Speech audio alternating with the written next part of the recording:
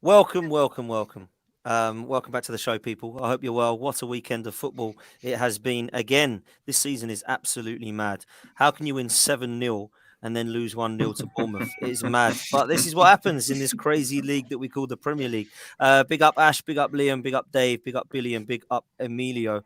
I expect D will probably make an appearance at some stage.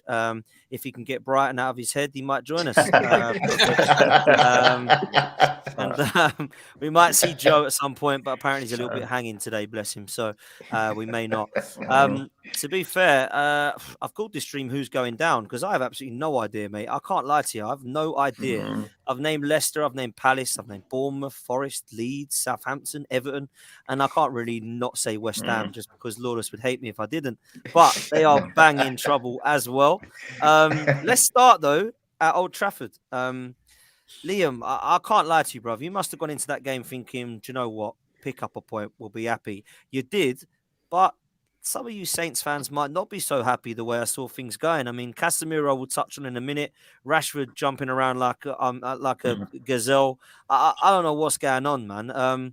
Wanted to ask you your opinions on the Southampton performance and how happy you are with a point. And whether you thought it was a red card, did a stream earlier with Lee Gunner, with Henry, and with Kaz. Go check it out, people, if you haven't, because Henry Wright for ages is just slating Tottenham, even though they won at the weekend. It's absolutely beautiful to watch. But they all thought it wasn't a red card. I was the only one on the stream that thought it was a red card. Everybody else said, no, it shouldn't be a red card, blah, blah, blah. 15 years ago, that wouldn't have even been a yellow. For me, I thought it was. He's jumped in, studs in, and he's caught the play and could have broke his leg. So, Liam, what was your thoughts on yesterday, bro? No, obviously, fantastic form from us. 3 clean sheets out of 4 with Ruben Sellers, so that's more than both Hassanul and Joe's combined this season. So that's definitely a massive positive to our game, and probably should have been 4 in a row if it weren't for a bit of a mistake against Leeds. But obviously, that's in the past. But really, really good result. 10 men, but I don't think it would have changed much anyway. I don't think United were that good with Casemiro on the pitch for the first half an hour, and I thought we were probably maybe the better side in that half an hour as well. So it's frustrating because I think it's probably one of the best 0-0s I've ever seen. Really, I don't know how it was 0-0. I mean, United hit the post, we hit the post, we had one off the line. De Gea made 2 unreal saves. It was just completely mental for a 0-0. But I think to come away from Old Trafford 2 seasons in a row with 1-1 draw and a 0-0, and to be disappointed to not get 3 points from either is quite a telling story. So for me, the Casemiro one is. I mean, the more I look at it, the more I'm like, I don't care whether he's won the ball. He could have broke the guy's leg. You get what I mean? Um, it doesn't matter at the end of the day. He was out of control even if he won the ball. So for me, it's a red card, and it's what I mean. It's his own fault. And the Rashford diving thing, don't even get me started on that. It's an absolute joke. Bruno whinging like a bloody baby the whole game. Honestly, I don't know how this guy doesn't get sent off or the referee absolutely does him a nine every time. Someone went there, didn't go their way. He was straight in the face all the time. I'm like, what does this guy do? He whinges more than he plays football. So it's like it's a frustrating one. But like obviously 0-0 at Old Trafford. I think we're the first Premier League teams keeping a clean sheet at Old Trafford. I think. I don't know if that's right, but I think it is. But yeah, you can't come away not happy with that. So keep on going. More clean sheets, and hopefully 2 big games come up this week. Listen, Liam, I can't lie to you. I was asked yesterday, I went to the Fulham Arsenal game.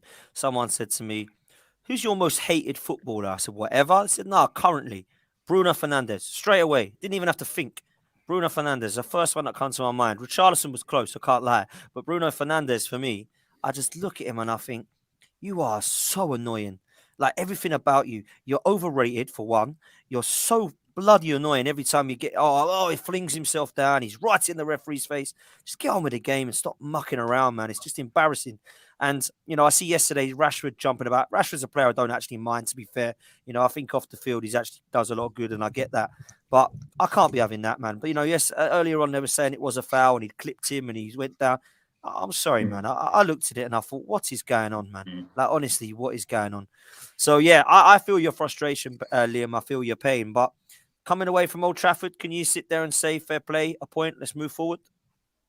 Yeah, definitely. It's a step in the right direction. Like the last few games have been like obviously getting the win against Leicester. Obviously, I know Ash watched the game as well. I don't know how the hell we won that. We were so lucky. We gave away too many opportunities, and then to defend better against Man United than you do at home to Leicester's kind of like, whoa. But it's like two clean sheets in a row, and yeah, I mean you can't not be happy. We've got Brentford and Spurs at home this weekend, and if I'm being totally honest, I'm more confident that we're going to beat Spurs than we were Brentford. And I really think if we can get 4 points out of that, which I think we can, by the end of the week, we're on 26 points and we're most likely out of the relegation zone. So you're pulling other teams in it like Palace and Wolves are slightly coming back in it as well, even though they beat Tottenham. Get what I mean? Them and Everton have played the game more than everyone else. And they're only 5 points off. So it's completely mental, mate. Like, I don't honestly know what's going to go on. The fact this is probably the first time where I thought, we could actually do it. And I just want to keep that feeling up for the next few weeks and see where we go and just take every game as it goes. Because every game's a cup final at the end of the day. I like this, Liam, man. What have you done with the old Liam? This is optimism, man. I like it. It's like all of a sudden you see a bit of a change and things playing well. I have to say, I'm a huge fan of a couple of your players this year. I really like that Lavia kid, man. He is sick. Oh, mate, he's absolutely different gravy. He made a mug of those Man United midfielders. Absolutely mental for a 19-year-old. He is an absolute joke. Honestly, if we go down, a top six side is buying him 100%. I was going to say, you're going to keep him if you go down. No, you're not, are you? So he's quality. No, I don't blame the kid either. He's absolutely... Honestly, I think Man City probably looking at it as, why the hell did we sell him and sign Phillips? Because Phillips is an absolute donkey. And they've got a 19-year-old kid who's absolutely unreal. Honestly, it's mad that we got him, but he's a crazy, crazy baller, honestly. Mental. Yeah, he is a baller, man. I can't lie. He's absolute class. And, Kyle Walker-Peters is a player that I think is very underrated. I've got to say, I was watching something at the weekend, Saturday Social, they were doing about an underrated 11. Somehow Eddie and Ketty are going there. I don't quite know how they did that, but fair play. But yeah, Kyle Walker-Peters was the first one they mentioned. I thought, yeah, he is a very, very good player. And I do think that Spurs were very, very silly getting rid of him because, I know he wasn't. He's a massive player for us as well, playing like right back and left back, and obviously, yeah. I don't know if anyone United fans are watching this, but I don't know if any of you not seen it. But the disgusting racial abuse for Walker Peters yesterday was an absolute disgrace, by the way. And yeah, I didn't know about it. I didn't know about that. He made a challenge on Garnacho, and he won the ball clearly, and he rolled his ankle, so he come off injured at the end, but. United fans afterwards, the racial abuse towards him is absolutely disgusting. So, that just makes it even more frustrating. Why is this still happening, man? Why is this actually? It's crazy, man. Honestly, but it's just the way football is, and it should never be about it. Never ever. Nah, man. Listen, big himself up as well. I didn't know he'd gone through that, but what a player! I like him, man. And I think Spurs are looking now, thinking, why do we get rid of him when we got Chicken Royale at right back? Do you know what I'm saying? Like, Jesus Christ. Anyway, listen, Liam, lastly, man, because I know we ain't got you for long. Do you reckon you can do it? Do you reckon you can stay up? Honestly, at the moment, I feel like we can, because you never know what's going to happen. Like every single result went against us this weekend, bar Leicester and Forest losing, and we picked up a point at Old Trafford, and every other team's thinking, really? They're going to Old Trafford and picking up a point, and Bournemouth beating Liverpool. It's just, it's a crazy league, mate. And honestly, do I think we can do it? Why not? Why not? Let's give it a go. If we go down, we go down. If we stay up, we stay up. But I think even if we do go down, I think the board have got to look at themselves and think we've put this on ourselves. No team should be coming out with 3 managers in a season. Except Watford, they obviously do that every season. But like someone like us, it shouldn't be happening. Like if we stay up, fair play to them, but we got to regroup either way if we stay up or go down. So let's just go for it. How many games left? See what we can do. Listen, I love it, man, and fair play to you. And it just sounds like you just had a lease of life, which is what you needed after Nathan Jones. And I don't know what your manager situation is going to be or was going to be after Jones, but if you think things are better now, then fair play to him, man. I hope it continues. And I looked at the game, I only saw the highlights, and I mean, match of the day didn't have much commentary, did it? I thought, blimey, what's going to happen here? But from what you could see, mate, it was a kind of Southampton that definitely looks a little bit different, and I just hated watching Man. I mean, I hate Man United anyway. I actually hate Man United on a par level with Spurs, just for the pure fact that they're actually our rivals. geographically Spurs are, but they don't win anything, so I can't really call them rivals. So Man United for me have always been that rivalry, and I've never liked them, man. But I look at this, I look at that Bruno, and I just think, I hate him. I honestly cannot stand him. Is anyone else on here that's disliked Bruno? Is that just me, or is anyone just cannot stand that rat? Stand him. 100%. Yeah. First season he was in the Prem. He joined in January, I think, didn't he? He stood on Ezri Konsa's leg in the penalty box and somehow won a penalty. Oh, And from that moment, I've despised him. Absolutely despised him. Other than when he's in my fantasy team, to be fair. Yeah, you'd have thought once Ronaldo went, who was the Uber pantomime dame, the Uber widow Twanky, that Bruno Fernandes would have said, right, when he was there, Bruno Fernandes was really unhappy that he was having his limelight stolen. Eric gives him what he wants, and he just comes out with this. I mean, the stuff at Liverpool was just like my niece is 11 and would have knocked him sense into him. You know what I mean? It's ridiculous. When they lost 7-0 last weekend, I thought he was an absolute disgrace on that. Yeah, he was.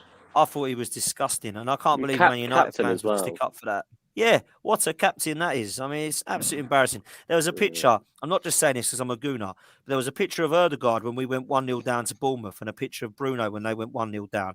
And the difference, he's thrown his toys out the pram. Ødegaard's getting the fans up, getting the players up. That's what I want to see, man. There's no captain there. He is. If they keep him captain, that's a worry for me. He is an absolute disgrace of a player. But listen, fair play to you, Liam. Excuse me. I hope you do it, mate. Because it's been rough at times for you, mate. Can't lie to you, Southampton this season. So if you think you're picking up, man, then fair play to you. I can't really start anywhere else but come to you, Ash. Mate, I'm worried for you, man. I'm worried for Leicester. I'm worried. And I know it's Chelsea, and Chelsea actually played well and all this. I get it. But I look at you defensively, it looks a mess. I don't quite know if Brendan Rodgers is down tools or if the players are down tools on him or if he just knows he's going. I don't know what's going on, man. So fill me with some form of hope that you're going to be all right, Ash. I wish I could. I mean, this is the problem, you see. I feel like he's run out of ideas. I feel like he's absolutely run out of ideas. I'm getting sick of every Saturday at 5:30 being the most pissed off person in the Midlands. No, seriously, it's becoming a joke. Can any of you guys answer me why we were challenging for top 4 with Kaglar Soyuncu playing centre back for us, and he can't get a game for love and fucking money now? Do you know what I mean? Like, we're playing Dan Amate. He's going to have like Madrid in the summer. So I know. Well, this is what I mean. Rodgers is literally ruining it. He's going to Atletico Madrid, so that shows that he's a good player and he's not getting a game. We're playing Dan Amate at the back all the time. I had a lot of praise for that wild face when he first come, but even he's been stinking the last few weeks. And then the one glimmer of hope we had in Christensen is injured for a month. So we're honestly, I think we're going.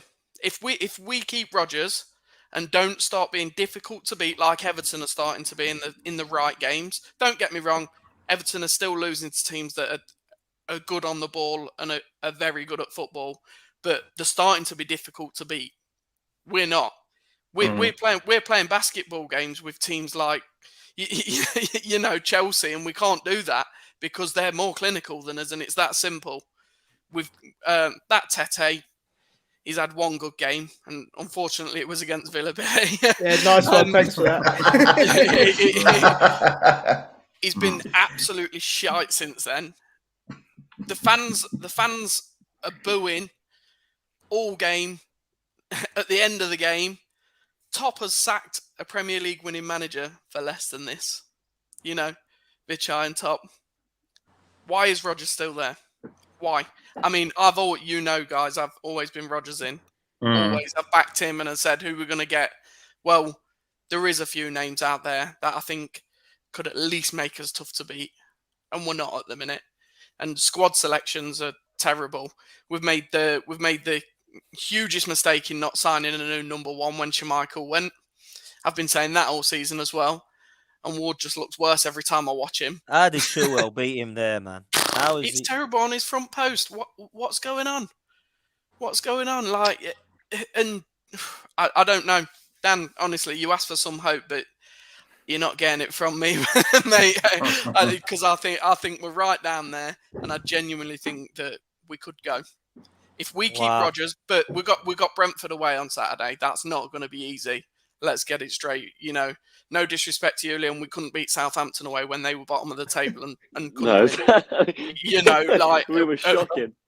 And we lost. So a Brentford team that are doing very well this season. I know it's football and anything can happen, but I'm not looking hopeful. And I just hope that if we do lose this Saturday, that's the end of Rodgers. And if we get the win, then we need some consistency. It's not good enough.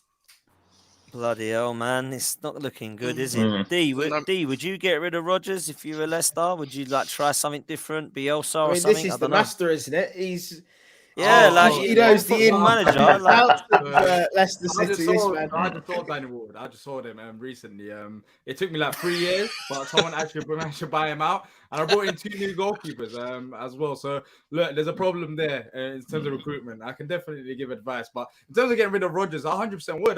Look, it happened on my Football Manager. I came in, I saw it out as well. So there's quality in that team. There is quality in that team that if you bring in another manager, a new fresh face, get the players motivated, I feel like you could do it. Like you could stay up. That team shouldn't be down there. I'm sorry, but it shouldn't be down there. That team was fighting for literally European football not that long ago. Let's not forget. Of course, without proper recruitment, you're going to drop down, but you still have quality players that can perform way better than you have right now. Because as you said, if you're not really scoring goals, if you're conceding a lot of goals, you got nothing going for you. Like absolutely nothing. At least if you're sort of defensively, then that would work, but yeah, it's not looking good. It's not looking good for Leicester, but I don't know if they'll. Do you reckon they'll get rid of him?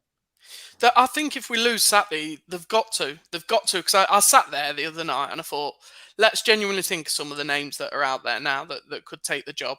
Bielsa's just been mentioned there. You've got Benitez is out there still.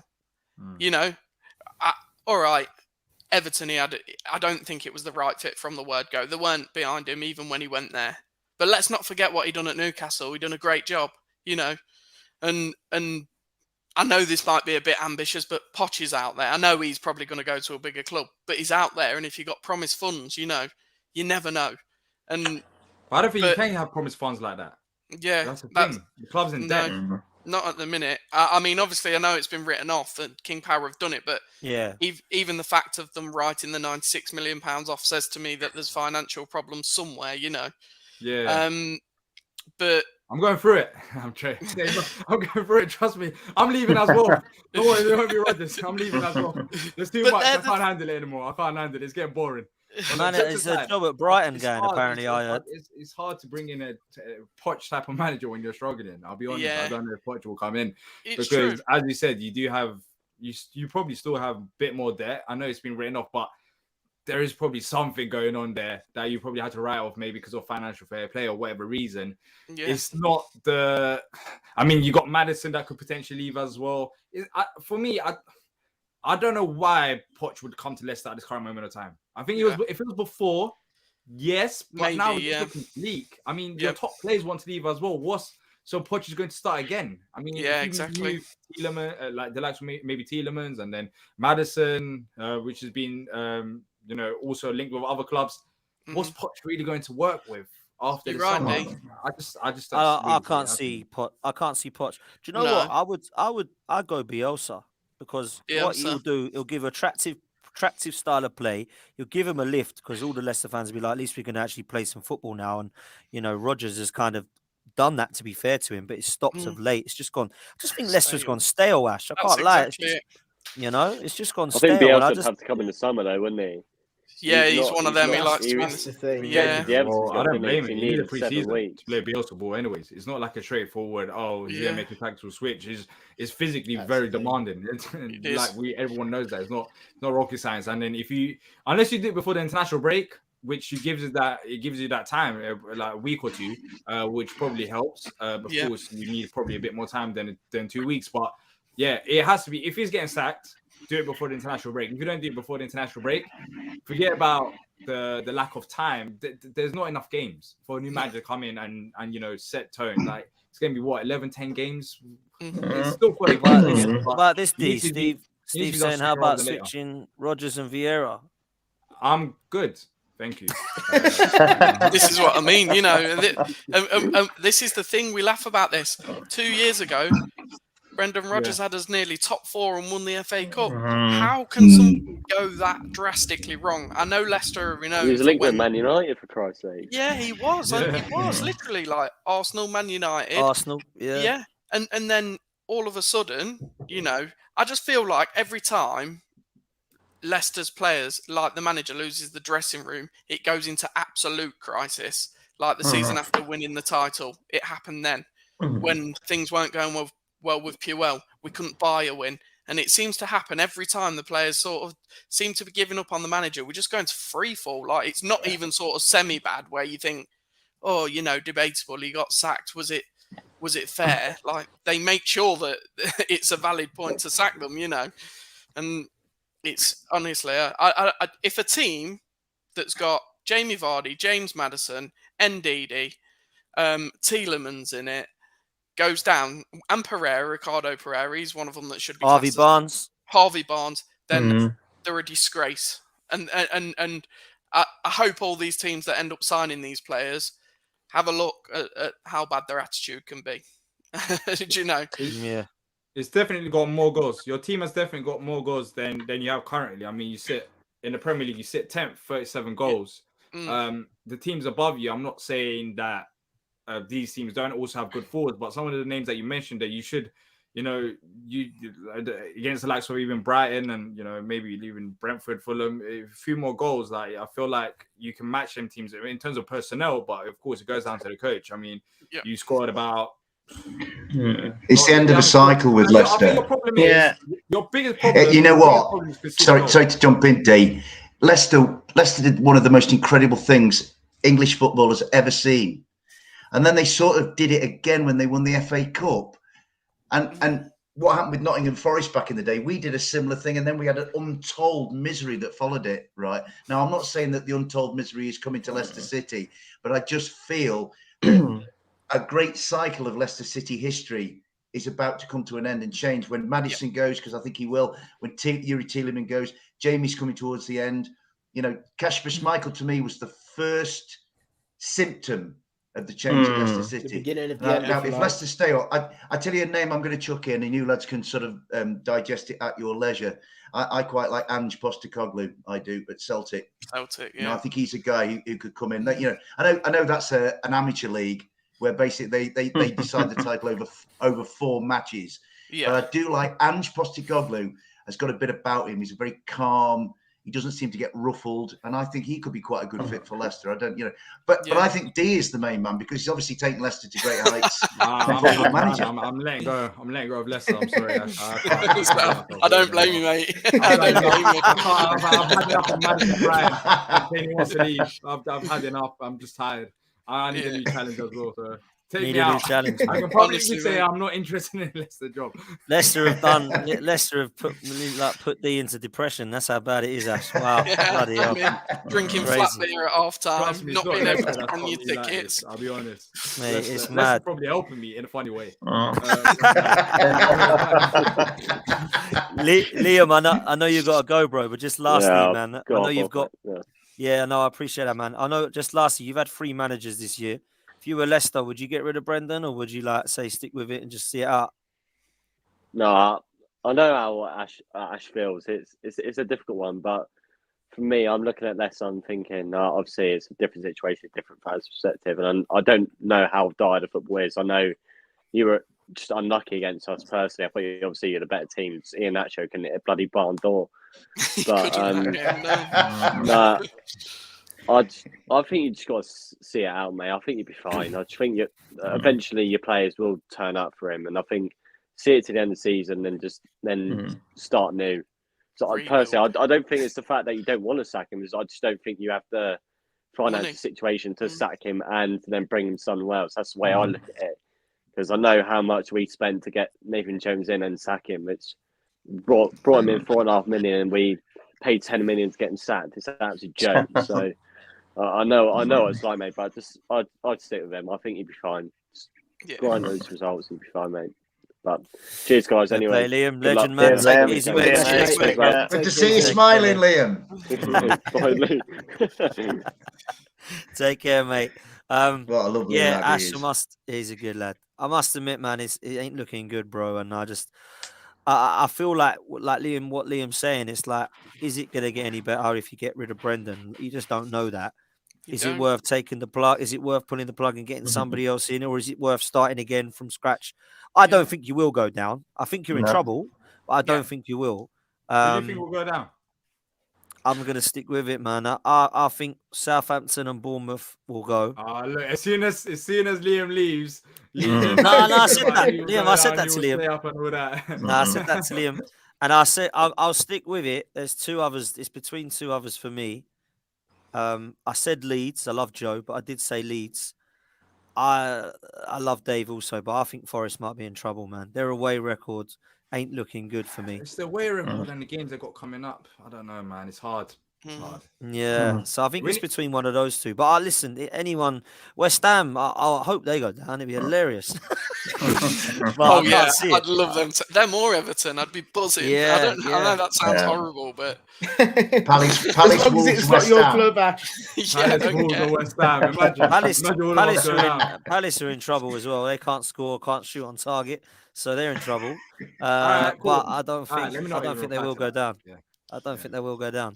No, So they I think won't. it will be Leeds or Forest, man. I can't lie. I think Leicester will be all right because I think James Maddison's ridiculously good, and I think players like that will just score mad goals and pick up points. So that's the way I see it. Who should we go to next? Let's go on, Dave. Let's come to you, man. I hated Forest at the weekend because they lost to Spurs. But what did make me laugh was Richarlison shushing the crowd only to get it VAR. That was absolutely class. I mean, if there's anything you want to laugh at, it is that, in fact. But Forest away from home, Dave, it scares me, mate. It scares you. Goodness me, I've had to have counselling.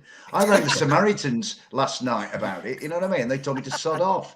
So on the subject of dear Richarlison, what a lovely, wonderful human being he is. I'm sure the Forest fans, as he left when he was being substituted, were singing, thank you, thank you, thank you, or something that rhymed with it anyway, you know what I mean? It was like, I tell you what, you know, you lads know me, I'm very forgiving and I'm very sympathetic, and I really love our lads. I think they're a fantastic bunch of young men. I love our manager, I love our coach and what have you. But that first half on Saturday, I sat there at halftime slumped against the back of the safe standing, and I felt really shortchanged. I felt not angry, because anger isn't necessarily, a logical way to think about it. I just felt like let down. I mean, you know, you look at Tottenham Hotspur and the week they'd had and the atmosphere that could have been generated there. You know, and let's be honest, Tottenham are not a trophy machine, are they? I mean, they're not. Tottenham won't win a trophy again while I'm on this planet. I mean, I might lift up 120. I'll be 120 and Tottenham won't win a trophy because Tottenham are mentally not the strongest. Roy Keane tells you every week. And they were there, and it was an opportunity that we could have exploited. And we went there, right? And we just doffed our cap and tugged our forelock.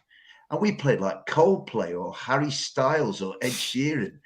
We were dreadful. I wanted Slayer, Black Sabbath, Slipknot, you know, the Pistols, the Clash, the Damned, the Stranglers. I wanted somebody to go, you know what, Tottenham Hotspur, what are you looking at? It's a beautiful stadium. I wanted Forest to kind of cover it in red graffiti. And they say, no, we'll have this stadium. But what did Forest do? They just went, oh, sorry, Tottenham, here. Are you having a bad time, Tottenham? But we're here to help you. And it really annoyed me.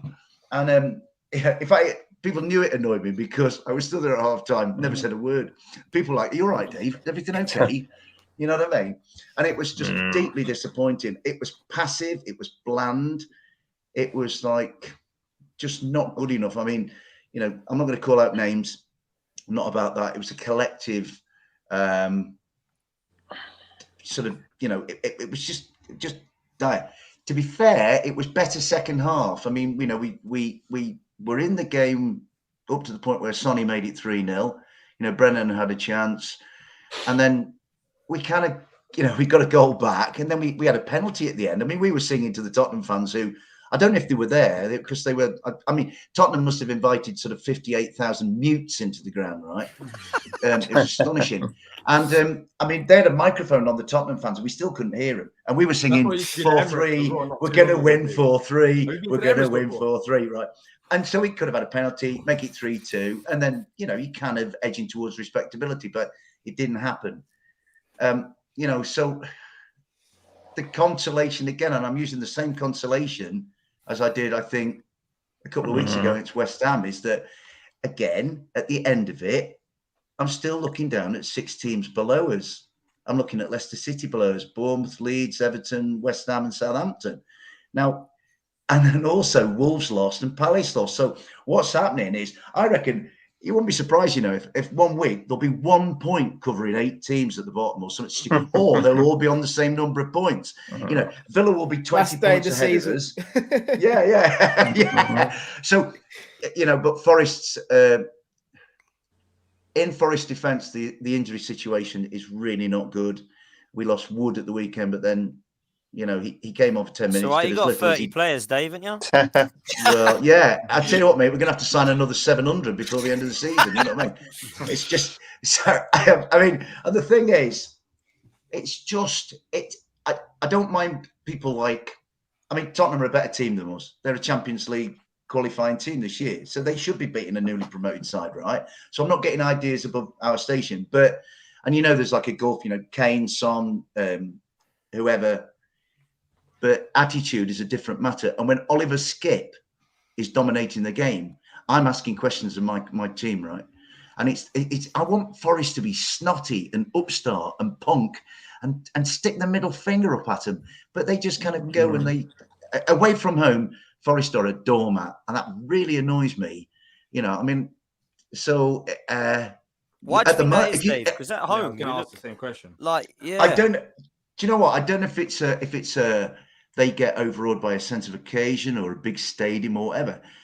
I mean, the City ground, I saw a thing today where it said that all the 20 grounds in the league had been inspected and the City ground was the dirtiest, scruffiest, untidiest stadium in the division. And I'm thinking, I could see why people maybe don't like coming. Maybe I think it might be the smell off the River Trent. I don't know what it is. It's just a rough and ready stadium. It's an old style stadium, a bit like I tell you what, Goodison and Ellen Road will help Leeds and Everton in, you know, respectively. Maybe Forest will get the same. At home, we haven't been beaten since September. Away from home, I just think away from home, I don't know. I really don't know. I would have said to him at the weekend, Tottenham's fans want you to beat Tottenham to get rid of that toupee. They want to get rid of that. You know what I mean? We want to get rid of that dreadful hairstyle. I said, he's lost the dressing room. Are you giving the dressing room back to him? And I would have gone in there and I said, look, lads, just go out there and be snotty. But like, it just didn't happen. Only when Yatesy came on. Now, our Ryan Yates. Now, Ryan's, you know, local lad, Nottingham boy. And he come on and he put himself about and he gave us some presence and some personality. But the rest, you know, but you know what? We're still 14th. Now, if you'd have said to me, you'll be 14th, Dave, in March after that Leicester defeat on October the 3rd, I'd have said, don't be so stupid. Are you on barbiturates or something or what? And here we are, we're 14th. So, you know, I think the hope for all of us lads, not so much Billy and Emilio because they're in a different sort of universe to us, is look at what Bournemouth did, right?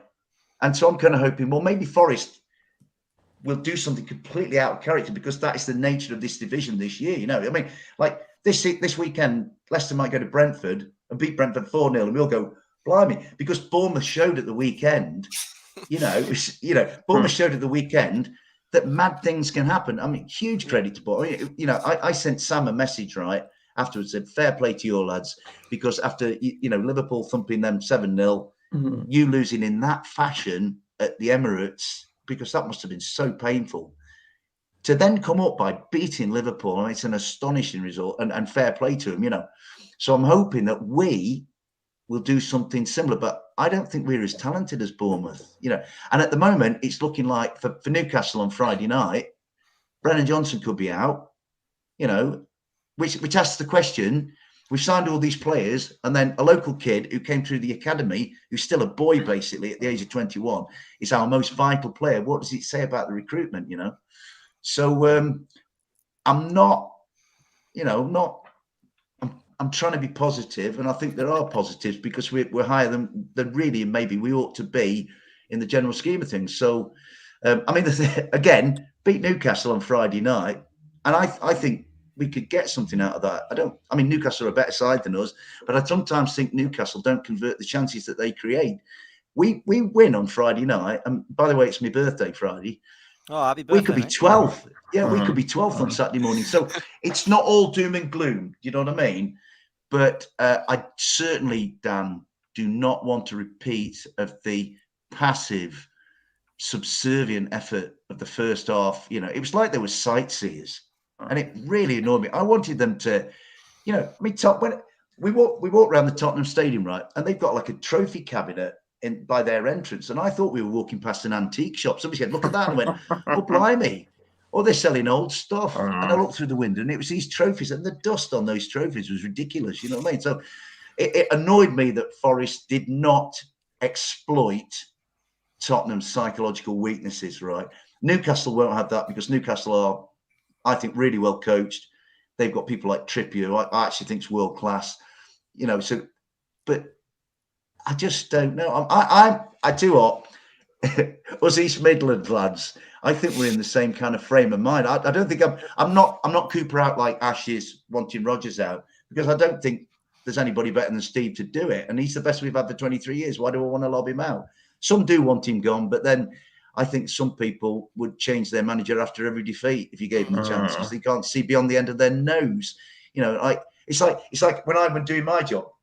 You know, if I had a bad day, I have to be sacked, even though I've had 6 good ones before. You know what I mean? So we're not, you know, we've taken 2 points from the last possible 12, you know, and I just think Everton are picking up a bit.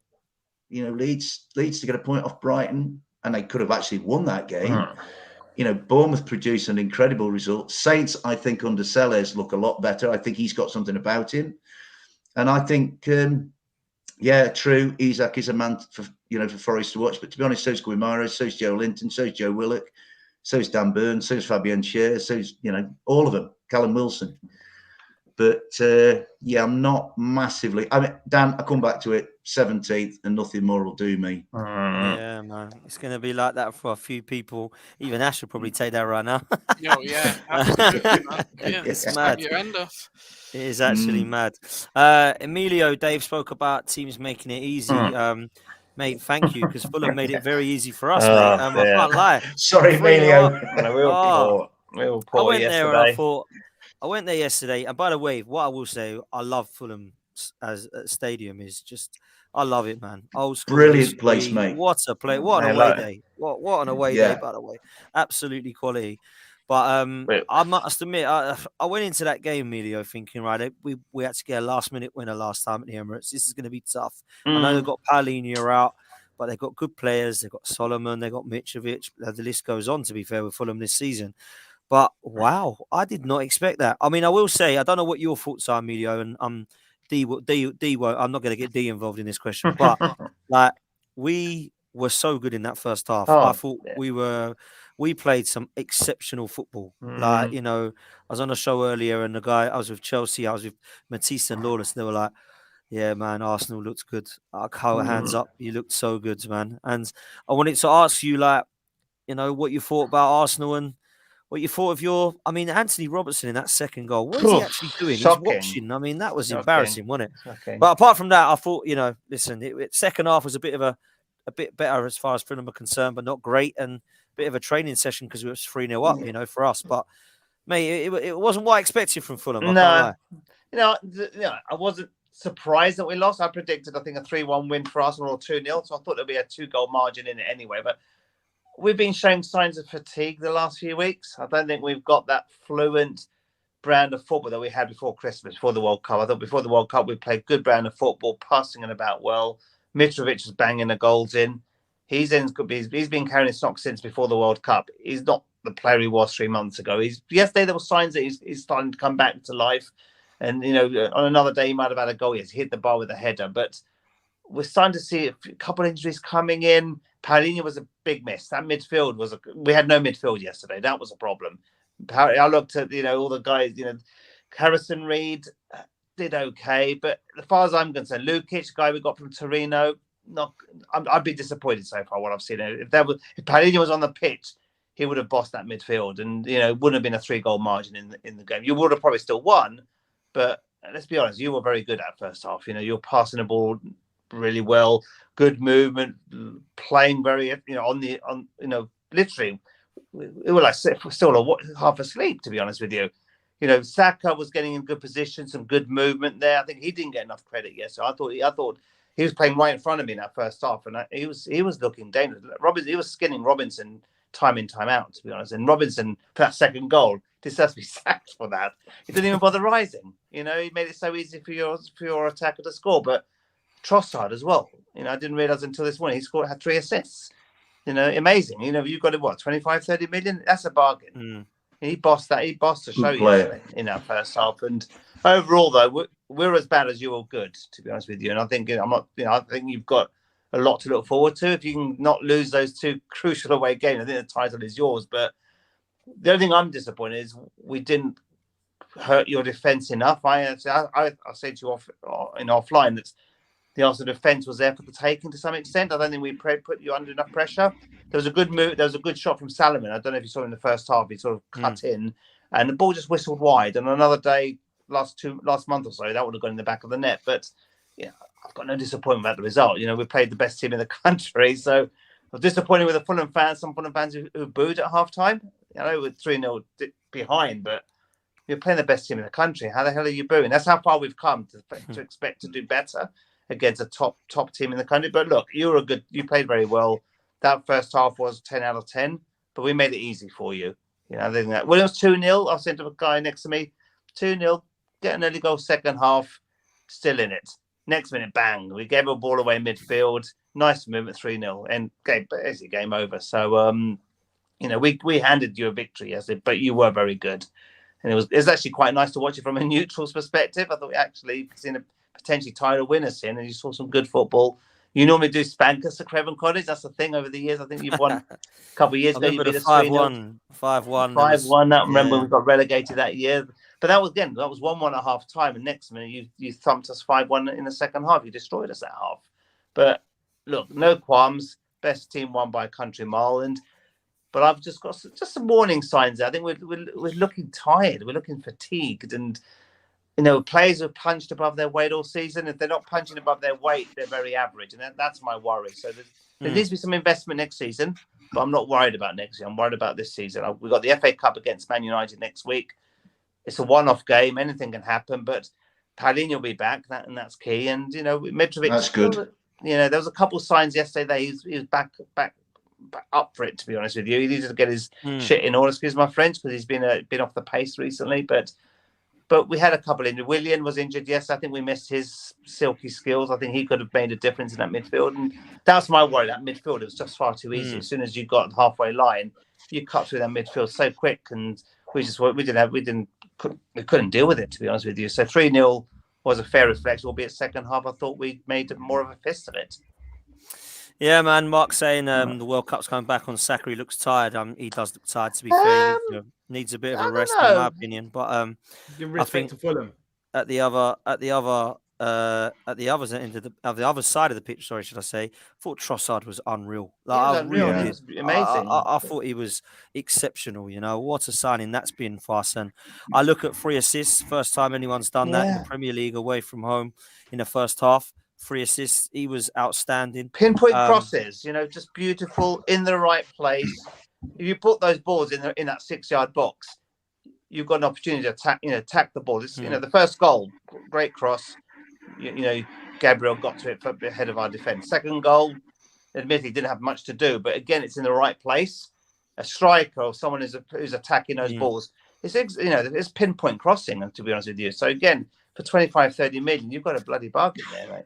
Yeah, he's been Quality outstanding. player. Yeah, I mean, take nothing away from Odegaard's control for that third, by the way. That was just unreal. But what a ball, and he's been outstanding for us since we've got him in the door. Gabriel and Saliba, wow. Just the movement. Wow. Just the movement. I think you just looking dangerous coming forward. But again, I know you took the foot off the gas second half, and we had to step it up. We couldn't get any worse in that first half, but there were a couple warning signs there in that second half. So that's my only concern for an Arsenal fan. Just absolutely, better teams with a bit more quality up front, and maybe literally more in the game. That defense was there for the taking. There's a couple of moments from Ramsdale. I thought Ramsdale was a little suspect in a couple of moments there. Yeah, he was. He really was in the first half. I don't know what he's doing with that, if I'm honest. Yeah. But no, listen, against better teams, we might be in trouble. We haven't got them for a couple of games. We've got Palace and Leeds next, so we'll be all right against them. and then we got the big boys. These little spurts there, you could just see it, couldn't you? I get that. The most telegraphed line that's ever been on this podcast. That in your head as well. Do you want to come out and say that as well? You come out and say that as well. Listen, do you know what? Before I come to Palace, Amelia, I've got to ask you this, because for me, Fulham, I don't had an amazing season. Honestly, in all seriousness, what's a season? What would be like a disappointing end for you? Like, how low would you say is like, actually, that's quite disappointing now? Does that make sense? Yeah, no, good question. I was asked a couple of days ago. I was asked that. If we finished below 10th, I'd be disappointed. Yeah, and it's there or thereabouts. I think I think Brighton will finish above us. Chelsea are picking up form. It's really between Villa and probably Brentford. If we can finish above Villa and Brentford, I'll be happy. But if Brentford push on, Villa are getting closer to us, then I'd be disappointed with that. I think that will take us to 10th or 11th. It's quarterfinal of the FA Cup. It's a bonus next week. It's a free hit, to be honest with you. It's one-off game, extra time and penalties. So yeah, we've got a chance here, but I'm not expecting us to go through. It's a shit draw, to be honest with you. But no Casemiro, mate. It might have a chance. It might have a chance, but there's enough getting more. The thing is, we've got a lot of teams at the bottom, so we can influence who's going to get relegated. We've still got Leicester at home, West Ham at home, Southampton away, Palace at home. So to be honest with you, we can influence who goes down. We've got Everton away still, so some big games coming up, but they're winnable games. But at the same time, I'd rather be playing teams mid-table, top half, rather than teams scrapping at the bottom. I've been there many times in recent past, and we know what it's like to be at the bottom, and it's not easy. So, but you get the unpredictability, especially with this season. You don't know what team you're going to face. Bournemouth, 1 minute they look dead and buried to go down, next minute they're beating Liverpool. So it's up for grabs, to be honest. I'm glad. Do you know what though, Emilio? I'm not in the mix. If I would have clipped what you just said now and played it before a ball was kicked, you would have said you were high. Do you know what I mean? I'd be disappointed if we come outside the top half. Like before, I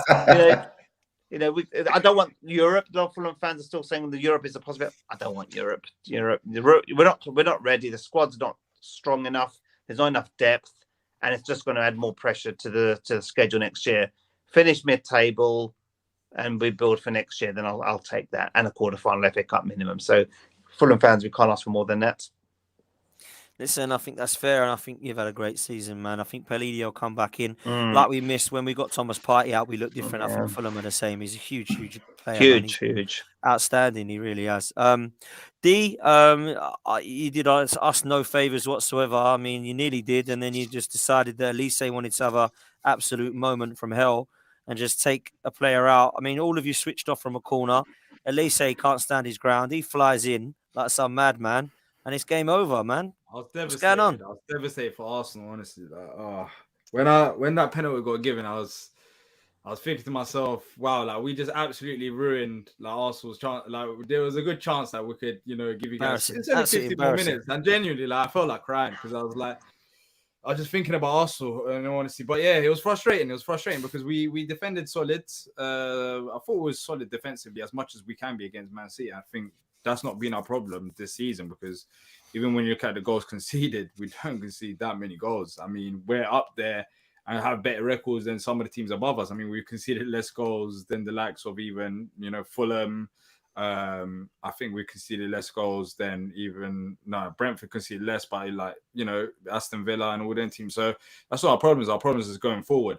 But yeah, I think this could be the worst week or the best week of the year for me. It's a scary week. I'm not scared about the opponents, but I'm more scared about the manager's situation, because I feel like the board, their lack of, I don't even want to get started, but their lack of competency and being aware of the situation and not build on last season could cost Vieira his job. And there are talks about potentially on Wednesday that could be his last game if we do lose against Brighton. And that will frustrate the hell out of me, because, I mean, it doesn't take a miracle. Like, we've needed our approach even going into the window. Our owner, our chairman, Steve Parrish, said that we're looking at 2 loan signings. We ended up getting the 2 loan signings, but there was an outroar when we first heard as fans. The actual video got taken down on the website because we were thinking, what on earth are we talking about 2 loan signings? You didn't back him in the summer. Now you're going 2 loan signings. And it's going to cost him his job. And it's not just that. Maybe he could get better out of the players that he's got. But I feel like he'll go for it against Brighton. But yeah, it was frustrating against City because we defended solidly, but still, once again, going forward, it was a heavily defense focus, which nearly worked, but that penalty cost us. And yeah, it's frustrating. Is your front 4, man? Like, on paper, I like Edouard. I know he doesn't play, but just hear me out. Edouard, Eze, Elise, Zaha. That's a good front 4, man. Like that should be scoring goals. Front 4 has had good performances when playing together, but the problem is they haven't played together. And one is Vieira's stubbornness, which kind of pisses me off, because I feel like he's a good manager. You can't become a bad manager overnight like that. I've seen that. If you look at the whole context, I always use context as an excuse, because I don't think football is straightforward as just results. It's how you get them results. Is it that you're on complete free fall? Are the players lost tactically? Is it, is there questions about, this and that? Is it the substitutions? But for me, I thought Vieira had a fantastic game tactically to set up against Man City. The likes of Jeffrey Schlupp, Mark Bernardo Silva. There was 2 players on Haaland in corners. And the problem is going forward. But then again, I think it's down to his stubbornness with selecting certain players like Jordan Ayew and playing them week in, week out, when Jordan Ayew has never been a goal scorer. And he has problems with Edouard, the Edouard situation, I'm not saying he's going to score 15 goals. But funny enough, Edouard is our second highest goal scorer right now, and he barely plays. The problem with the Edouard situation is we have no other forwards apart from Edouard. So it means everyone else plays our position. And Vieira just doesn't start him. He just doesn't start him. It means Zaha plays up front. And Zaha is not like he's a bad striker, but he doesn't get the service, especially when Eze is not on the pitch as well. So he needs to solve out the attack, and I think he will do against Brighton. Hopefully, if his job is on the line, which I don't think is as clear as if we lose against Brighton. I think it's more on the performance. If we have another game with 0 shots on target, then of course that'll be troublesome. But if the board has spoke to him and said, if we have another poor game, another poor performance, this is going to happen, hopefully he goes for it. Because I don't know why he's scared. In all honesty, I don't know why he's scared. I mean, we've been fantastic defensively, and of course we'll lose some of that, but we need to go for it. We need to have a bit of hope in terms of scoring goals. We have players that are back fit now. So yeah, hopefully he does go for it against Brighton. And if he doesn't, then yeah, it could be wraps for him. But what do you want, D? Do you want him to come? Just being honest, because I don't want him to go. You hear about all the other team managers fans that under do pressure, want to go, but there's Palace fans that want him to go. But I said this when he first joined. 1, Vieira is a manager that's still learning on the job. And 2, he hasn't been backed enough. If he was backed enough and we saw that we had the players and we weren't performing like this, I can easily say, fair enough, first season, it was all great. Teams have figured us out in the second season. It's not going to work out. But, I mean, the teams are struggling here. What side would Nathaniel Klein start at in 2023? No, but he's our starter. Nathaniel Klein is coming off the bench. Our backup option is Joel Ward.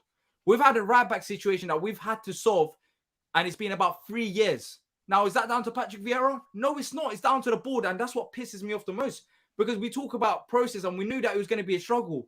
But if you actually don't think Vieira is a good manager and you don't have faith in him in the start, then why wait this long? I mean, the run of games that we've had has been absolutely ridiculous, and of course, you expect to pick up and maybe a win in them runs, but we've also picked up points against decent sides. Our problem has been going forward, but I don't think we've got bad attackers, and I don't think Vieira is a bad manager in terms of he can't get nothing out of the attacking players. Last season, we scored 50 goals.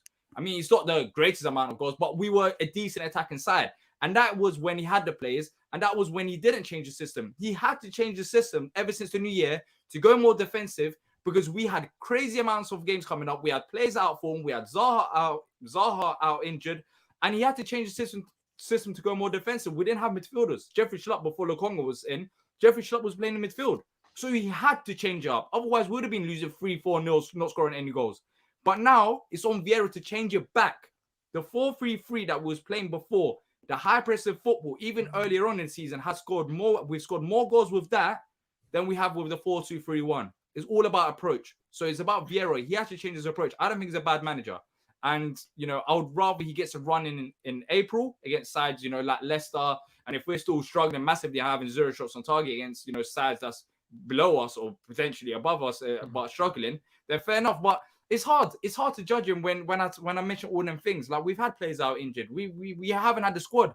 I mean, if it ain't Zaha who's out injured, it's Jeffrey Schlupp starting left wing. John Fleet Mateta starting in as a striker, and Jordan Ayew as a number 10. What do you expect with that? Why it's crazy to expect proper results and goals with that side. That's not even a championship side. That's a mid-table, lower championship attack. It's not good enough. That's what pisses me off the most. What, get rid of Vieira and start off with who? Start again. The problem is bigger than Vieira. That's my whole point. If he got backed, then I would say fair enough. But the problem is bigger than Vieira.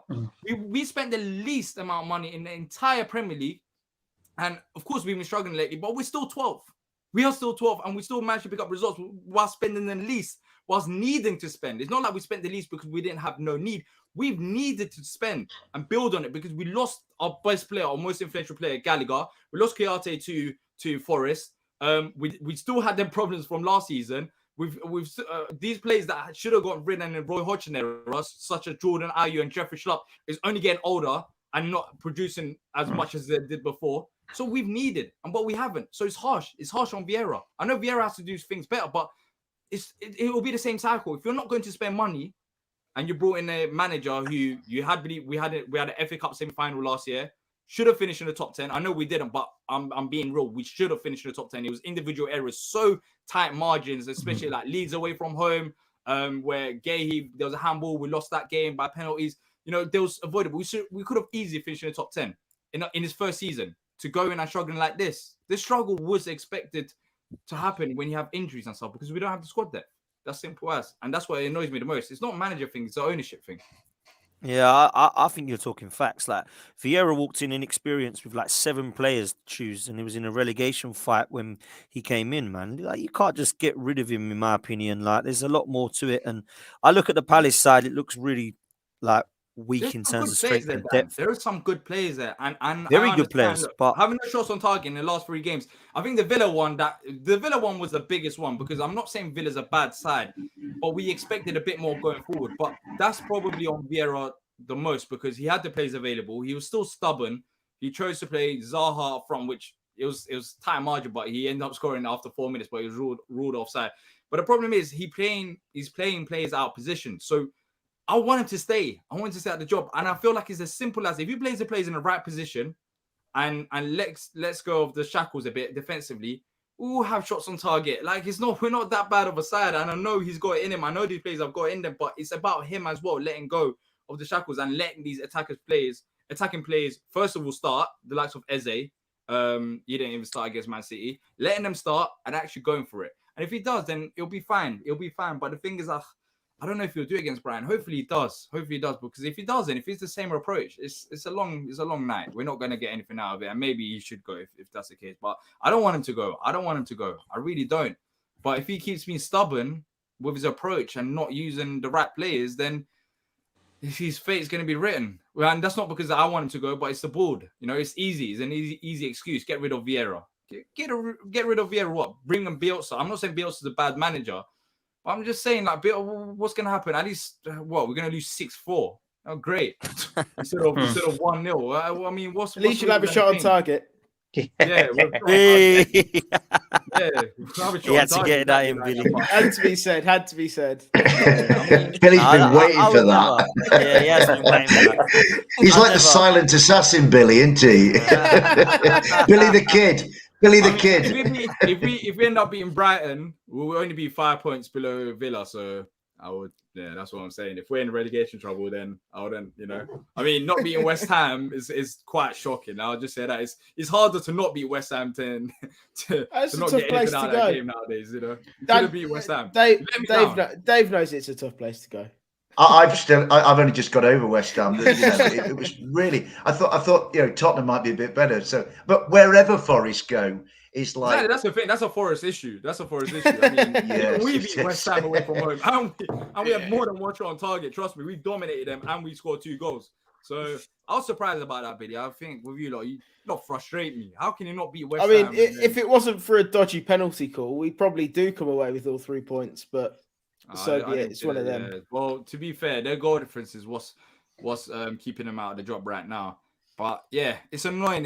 That's what I'm most nervous about Vieira's future, because I really don't want to get rid of him before the Arsenal game before I come to Billy, then Brighton and Arsenal. Give me a prediction for your week, D. I think we're facing an amazing side in Arsenal, a side that should be winning the league, a side that's coached by a top manager. They got one of the best young players in the league as well. So with Arsenal, I'm expecting a defeat. I think you saw their quality against Fulham as well, and these young players are inspired. So I'm expecting a defeat against Arsenal, but against Brighton, even if we get a draw, something to give us the momentum going into the Arsenal game, I'll take that, because it's the games after Brighton and Arsenal that I'm looking forward to. That's the games where our season starts. It's the next run of 10 games where you would expect Vieira to be less defensive, which I think he will be, and go for it. So yeah, I think Arsenal, amazing side, great football. Title of course, the title challengers, they'll probably go win the league, and yeah, one of the best grounds right now as well in the whole Premier League. I mean, the Emirates is. I've heard stories about the Emirates. It's absolutely fantastic and rocking. So I think it'll be too hard for us. Dreadful vegan pasty though. The football at Arsenal is fantastic, but some of the food stuffs are just like the vegan pasty. You need a drill to get through the pastry, Arsenal, mate. Arsenal should beat us. I mean, there's no. You've changed. You've changed. No Who is this if guy? We can get something in the Brighton game, if we can get something in the Brighton game, then there's no pressure in the Arsenal game. I mean, top quality side, top quality players, great worthy football leaders. So yeah, we've seen it. I mean, mate, I thought you were going to say you're going to smoke us, but you've changed. It must be your twin brother who come on the other week. Yeah, we swapped roles. I don't know who that was. I was quite busy last week, so we just swapped roles with that side. We'll face the top quality side. Mate, I hope for you and Maz that you both can walk away with like a draw and shake hands, and then you move on. Do you know what I'm saying? For both of you. I just want to look. They haven't beaten us in 1,465 days. So I just want that record to keep going. I mean, that's the record that I don't want it to end. And if it's, I'll happily take a draw against Brighton with 3 shots on target. I mean, let's start off. I think that'll be progress. Yeah, but man. The funny thing is, well, it might be a bit surprising now, but they didn't beat us when we had James Tompkins in defense, and we didn't have Zaha. We had an awful attack, an average defense, and they still didn't beat us. But now we got all the players available, so I'm expecting a bit more from the last game. And I don't know why they don't really perform. I think you'll be all right. Just keep get the players back. Keep Vieira. Obviously, I'm going to be biased because I love him, but I don't think he's done a bad job at all, man. I think it's the same with you lot. Like, you just have to keep your momentum going. I think you will go and lift the trophy. I'm pretty sure. I want Arsenal to lift the trophy. Now you're saying that. I don't believe you. I want Arsenal to lift the trophy. Of course you do. Absolutely fantastic story this season. You can feel the mood around it as a neutral, just looking at them. It's absolutely fantastic. So if there's one team that I want, to win the league out of them two, it'll be Arsenal. Great, it'll be a great story. I'll be happy. I'll be smiling whilst watching the parade. So hopefully come May, we stay up. You don't lift the trophy. We're all happy. Well, you're definitely staying up. That's not a problem. It's whether we can win. You're definitely winning the trophy. Trust me. You're definitely winning the trophy. Look at this love. This is brilliant, isn't it? Let's move lastly. Yeah. Let's move lastly to Billy. Mate, I've left you to last for a reason, because like I said when we went on, it's like you're chilling, bro. Like, everyone else is nervy. Yeah. You're all right, man. Like, you and Emilio can sit there, and Emilio's a bit disappointed with top half. Ash should take 10th. Dia take 10th. David definitely take 10th. So, like, you know what I mean? Yeah. I'd Like, take 10th. talk to me. Talk to me. Yeah. But you get me, Billy. It's been like a strange one for Villa. Like, as I said to you last week, I'm a bit surprised that the domestic cups weren't really one that you really went for. But Yeah. you're in the league now, and if I was a Villa fan, I'd be really happy with Emery. I'd be looking forward to seeing what we did in the summer for me, because I think now it's about strengthening that side. And I think you said it before that 11, if you made 7 of those your backups for next season, you can then look to move forward. And really, I think Villa will pump some money in now and could be in a good place, Bill.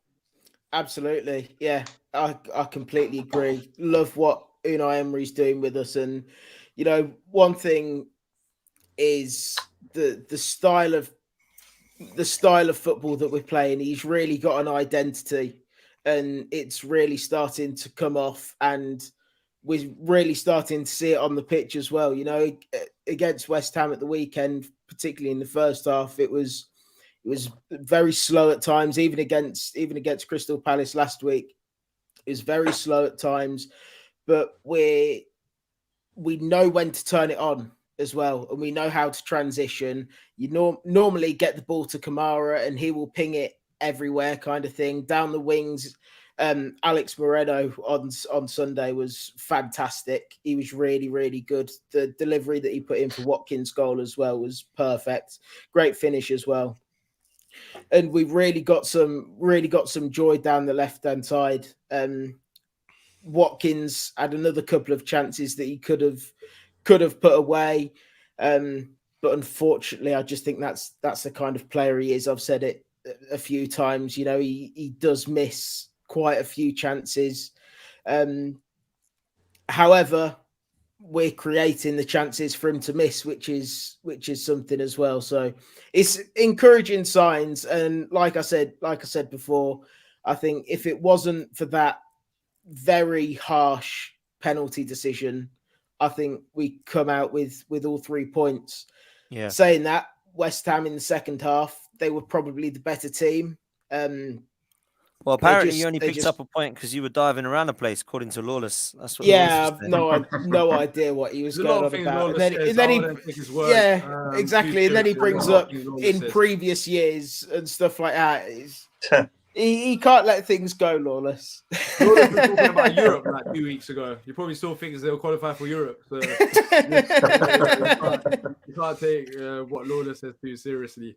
His explanation for us not having a chance to beat Brighton was that they lost 4-0, so we have no chance. Like, they're a decent side. Like, them losing 4-0 determines what Palace can do against Brighton. Sorry. Mate, it's just he does. I'm sure he lives in cuckoo land, man. He lives in cuckoo land. Bless him. Billy, let me ask you, man. Going into the summer, like, what sort of players are you looking at bringing in? And like, you don't have to give me personnel and names, but like position wise. Well, I think Emery kind of he wants a. He kept on saying in January that we're looking for a specific winger. What that means, nobody really knows.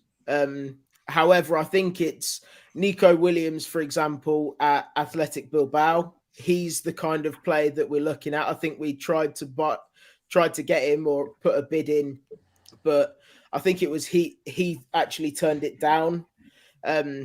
In January, obviously, Athletic Bilbao being the club that they are, only having Basque players, it's completely understandable.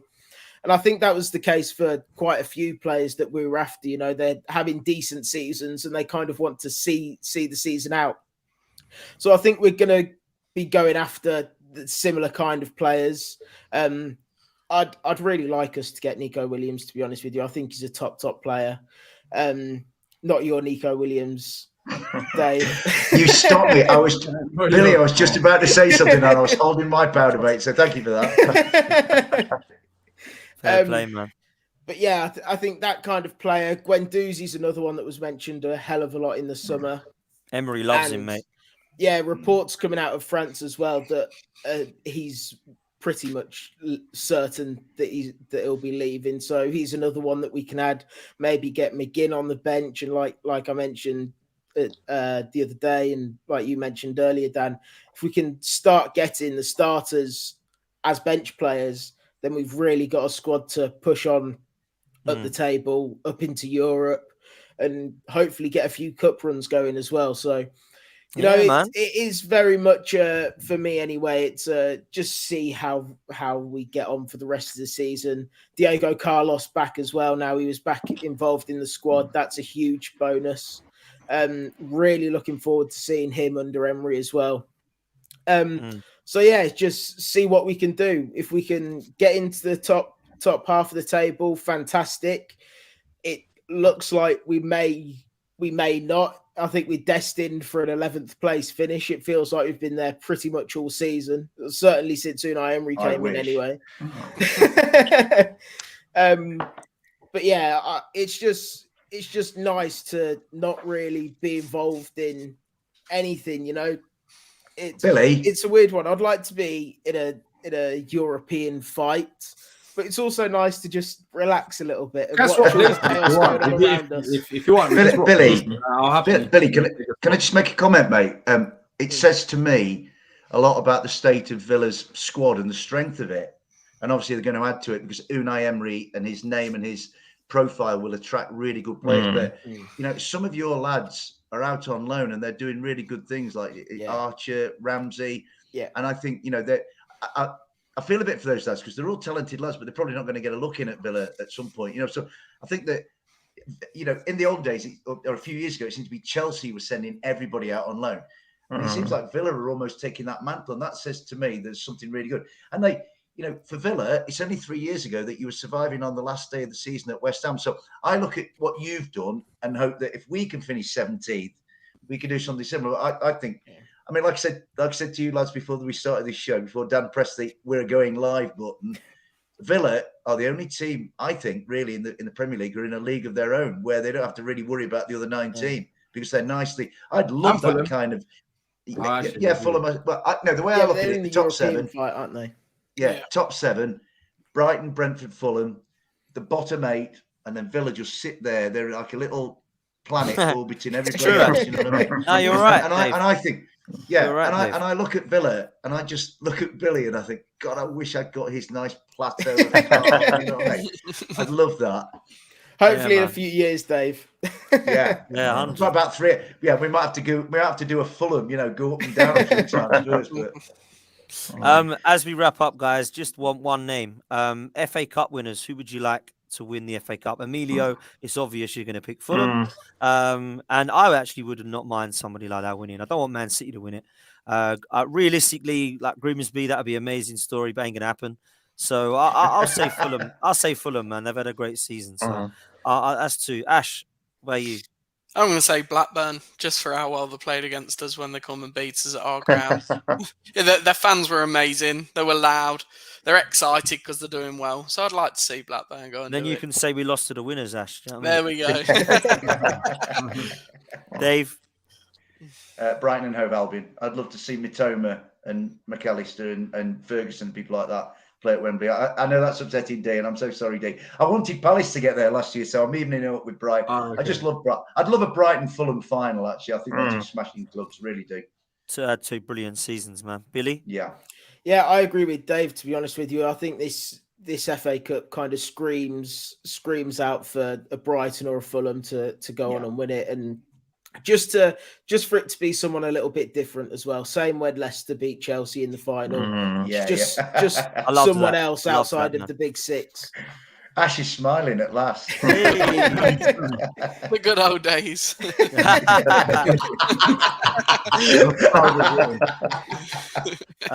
We won't ask D because he obviously wants Brighton to win it. Now go on, D. Hey. Well, I want Emilio, of course, wants Fulham, but for me, it's between Arsenal or Fulham. I think if Arsenal go for who's on? Wait, no, we're out, mate. Did you get knocked out by? We went out to bloody Man City, mate. Oh, damn. Man City. I think Man City will win it. I can't lie. But I forgot about that. Yeah, it would have been good for Arsenal to go for like a treble. But if Arsenal's knocked out by Man City, then I'll go for Fulham. It would be nice. There you go. Nice. Would be nice. I'm going to say it now. I think Fulham might surprise against United. I hope so. Hope you're right. Before we go, boy, you're ending it right now. Oh, go on, man. What do you need? Go on. Oh, I just want to say, but are we gonna? We're not having any other show before the game, right? Well, on here, anyways. No. Okay, I just want to say best of luck for Sunday. Let the best team win. You know, I think it'll be a very good game. I think this is the type of game that Arsenal should be winning, and I'm really looking forward to the game. I'm really looking forward to the quality. Mind games, Dan. Very Foxy, mind games. I'm being serious. I'm giving being up serious. football manager too much, man.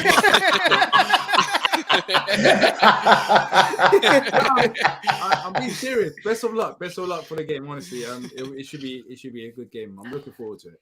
I'm sure it'll be a cracker. I know what he's doing. He's saying this so I can't clip him up. That's what it is. He's saying this. I'm not doing anything. I'm Hot seat. Past Do us a couple of favour. weeks, I swear he's been saying that they'll smoke you. Yeah. He doesn't want to say, "Oh, They're available to clip up. They're available to clip That up. was just, it was a little joke here and there. But You know, we haven't actually beaten Palace at home since 2018. That is actually a stat. Wow.